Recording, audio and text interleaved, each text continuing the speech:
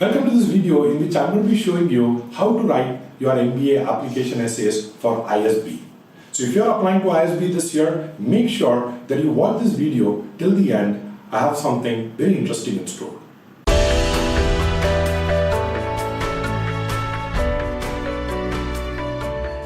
Alright, so let's see what ISB is doing this year. We know that they have announced just the first round as of now, but they will be announcing the second and the third rounds once they get a little more clarity on how this COVID situation is going to work out. The current class of 2020, that is people who are supposed to join in April 2020, as you might be aware, a lot of it is online and they are hoping to get them back onto campus. So there are a lot of things that are in work. So we have spoken to the ISB admission committee, we have got some insights. So a couple of insights that I'm going to share with you is, be prepared to have a different learning environment. So it means that some part of your coursework could also transition to online along with physical classes. And it may happen that the class of 2020 and the class of 2021 might have some overlap, right? So let's get to ISB. So first, why are you applying to ISB? If I were to understand, perhaps during the pandemic, during this whole COVID crisis, you realized that you wanted to do something more. You realized that your industry perhaps has been impacted and you want to take off, like, let's say a year, right? And enter the market in 2022, right? Because you're applying in 2020, you get into the class in 2021, which means you're going to graduate by 2022. By then, hopefully, the pandemic has blown over. We have a vaccine. Most estimates tell that by then we should have one, and the economy, the suppressed demand also comes back. And this 1 year that the market was bad, the economy was bad, you were able to ride it out in a B school, right? And being closer home, ISB, I think a lot of advantages. The first advantage is the school itself has been able to create enormous brand equity for itself in the last 20 odd years that it's been in existence. I think it started early 2000, so it's about 20 years now, going to be 20, right? So more than 10,000 alums placed in various positions in India. If you are an entrepreneur, you probably have an ISB guy in one of the VC firms. If you are in consulting, McKinsey and most of the top consulting firms hire heavily from ISB. If you're looking at a tech company, if you're looking at a product management kind of role, again, ISB wins over there. Same thing for finance professionals. So I'm not going to get into the details, but if you're looking at a career in India, I think ISB is the place to be. Usually the class size is a little lower than what you would find in, let's say, an PGPX course at IIM Ahmedabad, right? We have around 3, 4, 5 years experience. They also have an early entry option by which students who are currently not having 2 years experience can also apply. College, if you are a senior year college student, if you're a final year college student, you can also apply through the YLP program. So various entry points, correct? Average age is about 4 or 5 years. And I think the two campuses, one at Mohali, one at Hyderabad, Gachibowli, I think there is really nothing much in terms of the campus. When you apply, you actually don't apply to a campus, you apply to the school. The school will decide whether they want to give you, the Hyderabad campus or the Mohali campus, and they do that by an internal algorithm, which basically ensures that everyone in the school is, having the right mix. So it's not that it's lopsided. So you see a lot of really good professors actually flying down to Mohali because they also want to ensure that Mohali is as strong as the Hyderabad campus, which happened to be the first campus that came into play. Now, coming to the essay questions this year, 2 essay questions as always, but I think they have added an interesting twist. So the other thing that I do is, I talk to, the folks at ISB and, even the students, the graduates, the alums, and, just try to get a sense of what the school is wanting. So I'll read out the first essay for you. It says, describe with examples the most important personal quality that you possess which significantly enhances your prospects of being successful as a leader. Now, if you were to ask me, they are asking you one personal quality and they want you to give them examples, right? So that's a plural that's used, and it's a singular most important personal quality, which means we need to focus on one quality, and we need to look at various stories that kind of corroborate to it. Now, I think it's a very interesting essay. So let me give you what this essay is really telling. The essay is telling what is your pitch. So let me give you what Harvard is asking this year. Harvard is saying, we have your transcripts, we have your GMAT scores, we have your recommendation, we have your work history. Tell me something else, right? So every school is trying to find what is that personal characteristic or quality that differentiates you, and just one, right? So my recommendation is, first of all, you need to start with a process of self-awareness, of introspection, of maybe asking people around, what is it that one thing that differentiates me? What do you think makes me unique? Maybe you can do this very simple exercise. What you can do is go and ask maybe 5 people close to you. Maybe you want to avoid family, because asking your mother qualities about you may not be very reflective, but maybe you can ask your friend, you can ask a colleague at work. Just try to get that sense. So I'll give you a couple of examples so that you can get a sense of what it could be. Now, there is one quality, for example, you could showcase, and this is something maybe a personal quality for me, which is I've always been someone who likes to, give or teach or some way help others, right? Like in terms of teaching. And if you look at it, even when I was in college, even when I was doing this, I was still teaching my classmates. I used to teach outside. I used to teach part-time. So I used to do all of that. Now, what is the personal characteristic that I want to showcase? I want to say, look, I got high GMAT scores. I got excellent work history. But you're not going to get an 800-pound gorilla who's not self-aware, right? Self-awareness is a very important concept. Like, do you know what really makes you tick? What is that one thing that you really want to do in life? I think if you want to keep the ISB essays aside, I think this is a good question for you to ask yourself, right? What is that one thing? So one exercise that you could do is ask people. The other one that I'm going to recommend, in case you have not done so, there is a book, there is a website, StrengthFinder 2.0. Highly recommended, because they say you are not going to be able to capitalize on your weakness. See, we are told as a society that we have to overcome our weaknesses, but really what will going to help you is knowing what your strength is, right? So let's go back to that. So my claim, okay, is that I like to teach, right? Now, what I need to give to that claim is reasons to believe. My stories are going to be reasons to believe my claim. If I say, I'm trustworthy, or I am hardworking, or I am, anything else, I'm going to expect you to say, okay, well, tell me what makes you say that, correct? So now you have to give examples. Given that we have 400 words, and you also need to be talking a little bit about your leadership, about, the things, I would suggest that keeping it to a maximum of 2 examples would serve your cause, right? I think more than 2, there is no space to really develop the stories very well, okay? Now, coming to how are you going to showcase yourself? Remember, if you see, this is actually a very common theme when they make movies, right? So if you've seen any movie, let's say the Bourne Identity series, right, with Matt Damon, he loses his memory, correct? And the whole story is around how he's trying to get his memory back, right? Or if you take an Indian movie like Bajrangi Bhaijaan, right? The whole plot revolves around the hero trying to take a child back to Pakistan, right? I mean, that's as simple as that. They don't show Matt Damon or Salman Khan, brushing his teeth or doing, 100 other things, right? So you need to understand that you can't be filling this essay with 100 things, right? You have to be very specific, and you need to know how to cull out what are the examples you want to showcase. One exercise that you could do over here is use a set of post-it notes. Think of all the stories that you can think of, right?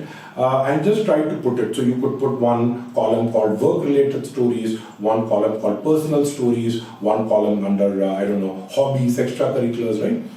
Once you have a bunch of these post-its, keep looking at two posts and say, okay, between these two, right, in programming it's called bubble sort, right? Between these two stories, which one do you think is better, right? It's easier for us to compare two stories than to say, is this story effective, right? Because at the end of the day, we have whatever stories we have to work with, right? So now you keep comparing these two, and eventually you will be left with 2 or 3 stories that you think you have to put in, right? Now, what I would do with this is, I would probably play this essay by, first talking about that personal quality, right? You have to announce upfront what that personal quality is.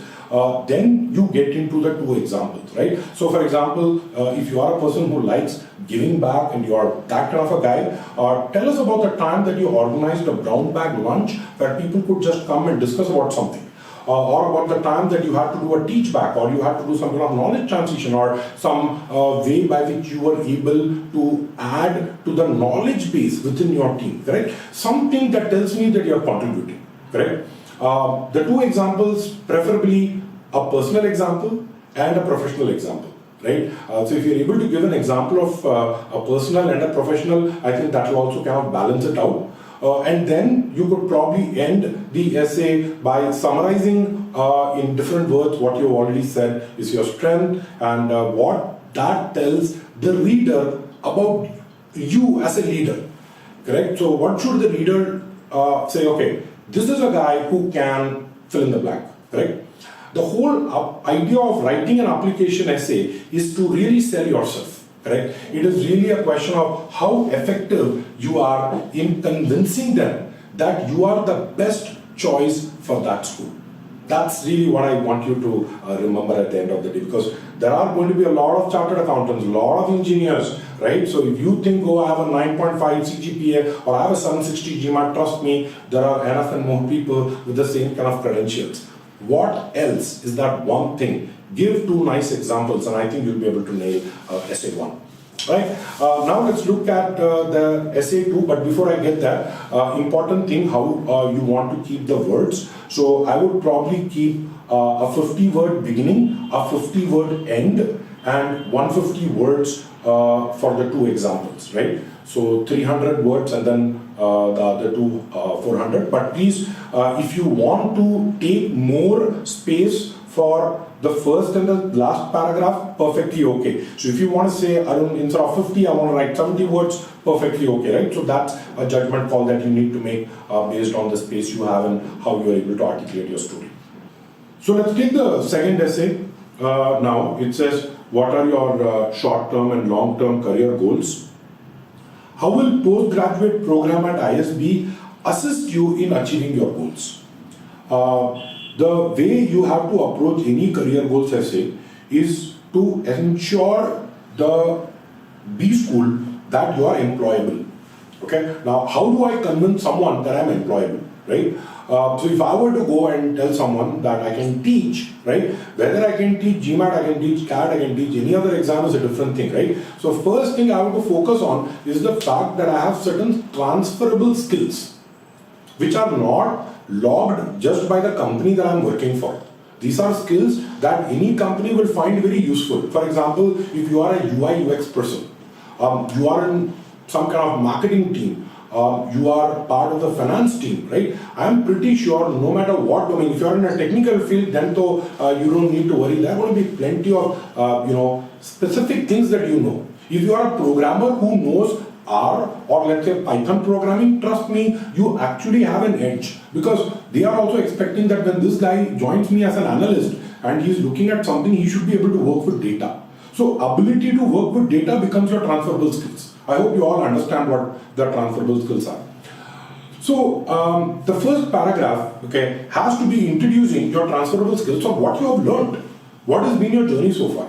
What's that thing that, this is not a repeat of your resume. It's very important that you don't repeat data. That I started working in this company, then I went in this company, I did this. That they already know from your application form, correct? You have to give them a sense of your career progression, and this is where having very tight writing will help you, because we can't spend a lot of time on this particular part. It just has to give them a quick synopsis of what you have done so far in your career. the growth that you've been able to achieve. Then you transition from there to talking about your goals. So you could say, well, this is what I have done and this is what I want to do. It's a fair ask, right? I've been working as a programmer and I have been working on developing various applications and websites, and now I realize that if I know the business skills, I may be able to start something on my own, right? So people value managers who bring technical skills. So anyone over there, be it finance or manufacturing or technology, you guys have good technical skills, right? So your whole story should be around how that technical skill can play into your future role.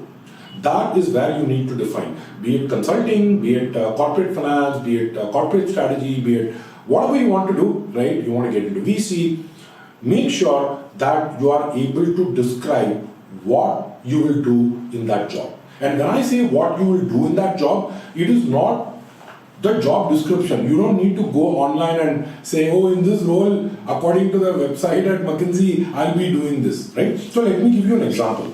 So we had one student I worked with last year as part of CrackVerbal application services. By the way, we have a CrackVerbal application services. In case you are interested, the details will be in the link below. Where we have alums from B schools who kind of come in and work with you one-on-one to help you craft your message. And I want to keep it very clear that we are not just going to help you with the writing. Writing is one bit. Right? It's not about the language, it's about the positioning, it's about the messaging, it's about how convincing you are, as I said at the start of the video.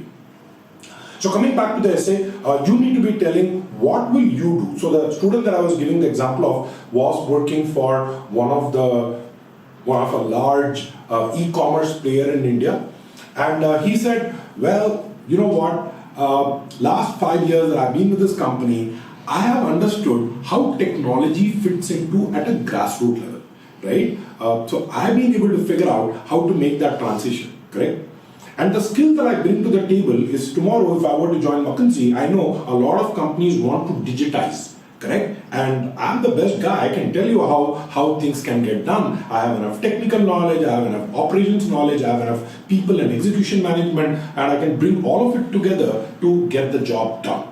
Right, so that's what you need to pitch in your second paragraph, right? What is it that you want to do post MBA?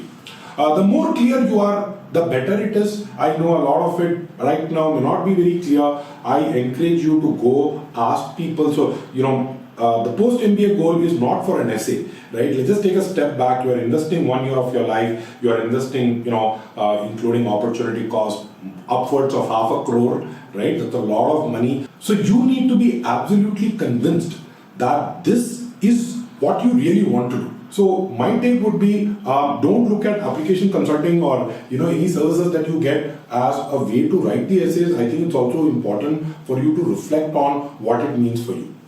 So make a very convincing story and then tell how will ISB help you. Okay. Now a couple of tips over here. First thing, please avoid these platitudes, these words that are you have world-renowned faculty coming from Wharton and INSEAD and all that, or something like the campus has this center for excellence, or I will get an opportunity to do this. The idea is that they are not expecting you to go to the website and read stuff, and they are not expecting you to be the masters of knowing what ISB does, but they want to know if you have a plan how to utilize that 1 year. See, 1 year can be like drinking out of a fire hose, okay? You have a lot, and the way they have a semester that is like a trimester kind of thing, and within that they have midterms and finals, and it's a pretty hard environment, correct? In the sense, if you don't have clarity, it's going to be very hard for you to utilize the resources at ISB to the fullest. So they want to make sure that you know what you will utilize. So you could say, well, I want knowledge, this is what it is. I want, let's say, brand equity, I want some connections in the industry, or I want to enhance my own leadership, right? So all of these are very valid asks from an MBA program. So how will ISB help you with these asks, right? Again, I'm going to be linking another video where I'm going to talk about really the 3 reasons why you should do an MBA. So if you are conflicted at a very basic level, I think that video will really help you. It has got almost, I think, 50k views. So make sure you also have a look at that video. It's a 10-minute video followed by a slightly longer 90-minute video in case you want to get into the details. So 400 words, how do I play these 400 words? I would perhaps put, short 70 words for the first, synopsis of what I bring to the table. Maybe another 150 words on what you want to do post-MBA, your dream, your vision. And then the rest of the, I think about 150 to 200 words into why ISB. Now, remember, these are all thumb rules, right? Don't take it sacrosanct, 100 words for introducing yourself, sure, correct? See, a lot of writing, and this is another skill that these schools want from you. They want to see how good you are explaining yourself while being brief, right? So it's very important that you have brevity in mind. You have to be concise, yet you have to be very clear. So each word that you're going to put, so think of it as real estate, correct? So what you have really is about 800 words, correct? And in this 800 words, you are essentially going to convince them about who you are, what you bring to the table. A lot of time while writing, you may struggle thinking around, just not able to tell my story in a convincing way. But remember, that is going to be a constraint for everyone applying this year. So there is nothing different about you. Take a deep breath, tell yourself, hey, everybody is in the same boat, correct? And just, try to do it. So at CrackVerbal, as I mentioned earlier, we have a service. I'm going to talk about that. But before I get there, I hope this video was useful. I hope you were able to get clarity. But I have one important thing. There is also another link that we are giving where if you have written your essays, if you have started writing your essays,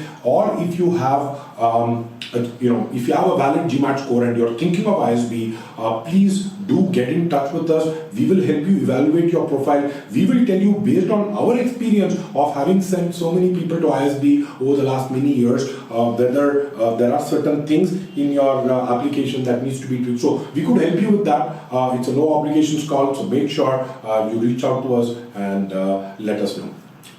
One last thing that I want to let you know, if you like the content from CrackVerbal, please go ahead and like this video, comment on this video. We personally look at it and try to answer all the questions. Glad to help any specific concerns you may have with regards to your application.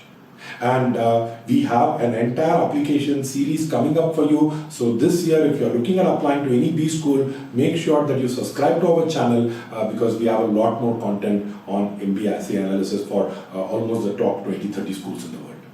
Thank you.